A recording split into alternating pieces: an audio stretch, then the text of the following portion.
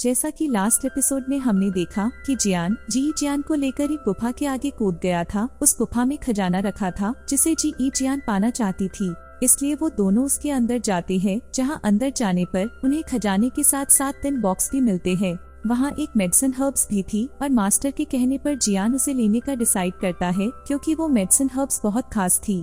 जियान इसके बाद फिर उन बॉक्स को एक एक करके खोलने लगता है और पहले बॉक्स में उसे जहर के रिलेटेड जानकारी मिलती है। इसको जियान लेने का डिसाइड करती है और दूसरे बॉक्स के अंदर उन्हें हाई लेवल 1 आर्मर मिलता है। उस आर्मर के अंदर विंग्स भी थे, उसको जियान ले लेता है।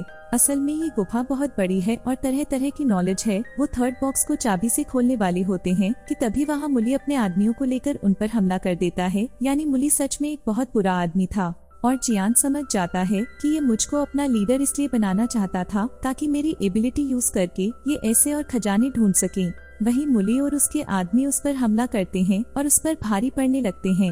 उनमें काफी लंबी फाइट होती है जिसमें जियान हार जाता है और मुली जियान को मारने ही वाला होता है कि तभी जियान एक सिग्नल देकर अपने पक्षी को वहां बुला लेती है, जिसके बाद दोनों उसके ऊपर बैठ वहां से दूर चले जाते हैं और दोनों बच जाते हैं। जियान की हिम्मत को देखकर काफी इम्प्रेस हो गई थी।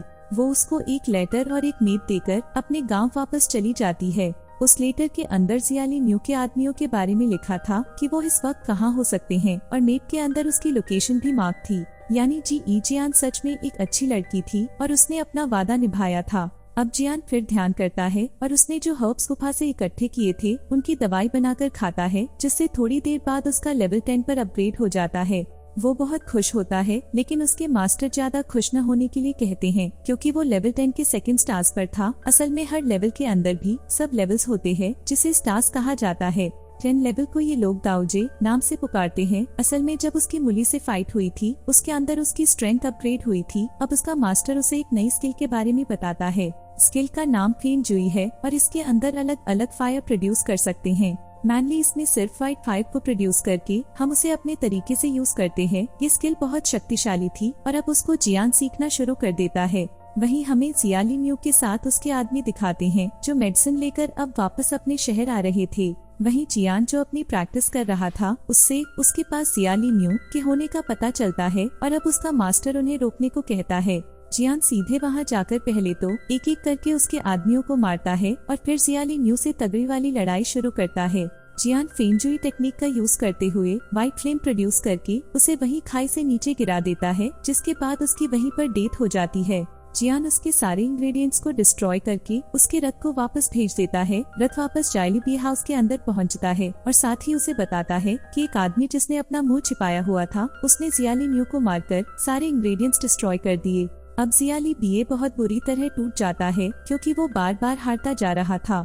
साथ ही जब यह बताता है कि उसने व्हाइट फ्लेम का यूज किया, तब जियालियू समझ जाता है कि ये जरूर जियान था, क्योंकि जब जियान ने जियालियू को घायल किया था तब भी व्हाइट फ्लेम ही निकाली थी।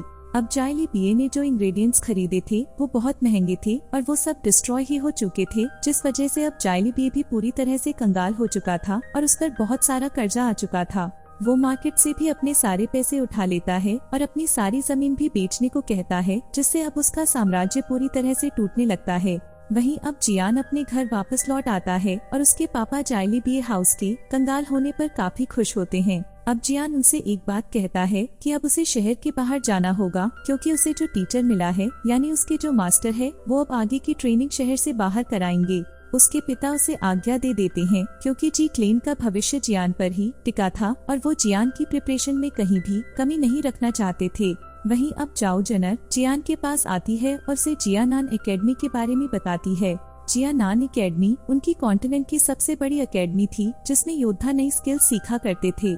फिर रात को जियान फेंजुई की मदद से मेडिसिन बनाने की भी प्रैक्टिस करता है, जहां उसकी इस एबिलिटी को देखकर उसके मास्टर समझ जाते हैं कि एक अच्छा रिसेप्ट एरियर भी बन सकता है।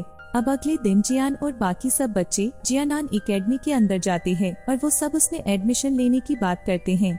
वहां एडमिशन लेने के लिए उन सबको एक क्रिस्टल पर हाथ रखकर अपनी स्ट्रेंथ का प्रदर्शन देना था। जिसकी स्ट्रेंथ हाई होती थी उसके छूने पर वो क्रिस्टल चमकने लगता था।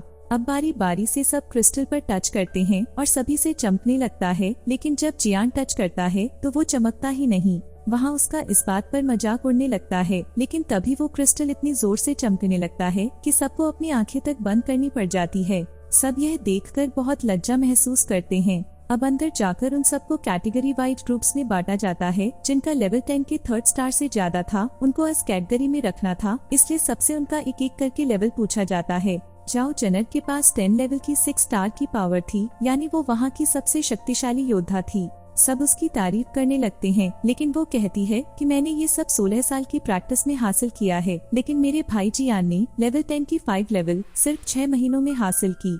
अब सभी यह सुनकर बहुत चौंक जाते हैं और जियान भी प्राउड महसूस करने लगता है। वो सब बात कर ही रहे होते हैं कि तभी जियान प्रोफेसर से कहता है कि उसे 1 साल की छुट्टी चाहिए। सब बहुत शॉक होते हैं कि अभी तो एडमिशन हुआ है और अभी से इसको 1 साल की छुट्टी चाहिए। प्रोफेसर पहले तो मना करने की सोचते हैं, लेकिन फिर वो उसे कहते हैं कि मैं तुम्हारी एबिलिटी और पावर को तुमसे फाइट करके परखूंगी। अब अगर मुझे पसंद आई तो तुम छुट्टी ले सकते हो। जियान मान जाता है फाइट के लिए और इसी के साथ ये एपिसोड यहीं खत्म होता है। नेक्स्ट एपिसोड में क्या जियान लेडी प्रोफेसर को हरा पाएगा, ये जानने के लिए देखिए अगला एपिसोड जल्द ही इसी चैनल पर।